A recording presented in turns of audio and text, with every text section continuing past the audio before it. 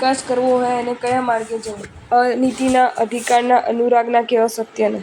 જમીન પર પડેલ વજનદાર લાકડાને એકલા હાથે એક સ્થળેથી બીજા સ્થળે ધકેલી દેવામાં સફળતા મળી શકે છે જો લાકડાની નીચે પાણીનો પ્રવાહ લાવી દેવામાં આવે છે તો. જે ગોળીને હાથેથી ફેંકવામાં આવે છે તો કશું જ પરિણામ આવતું નથી.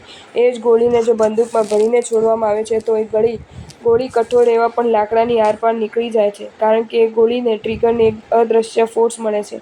હૃદયમાં ઉત્તમ આત્માઓ પ્રત્યે કે અપકારી આત્માઓ પ્રત્યે જાણે એક ચોક્કસ પ્રકારના અનુરાગ કે જેને અહોભાવ પણ કહી શકાય કે બહુમાન ભાવ પણ કહી શકાય ઉત્પન્ન થઈ જાય છે ત્યારે અનુરાગ વ્યક્તિના વિકાસમાં જે ચમત્કાર સર્જે છે એનું શબ્દોમાં વર્ણન કરવું શક્ય જ નથી.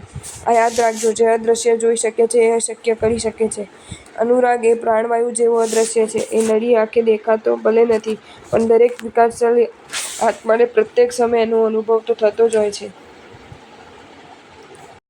જો તમને આ વિડીયો ગમ્યો હોય તો આ વિડીયોને લાઈક કરો અને શેર કરો અને આવા જ નવા વિડીયો જોવા માટે જૈન ફેક્ટ્સ એન્ડ સ્ટોરીઝની ચેનલને સબસ્ક્રાઈબ કરો. ધન્યવાદ.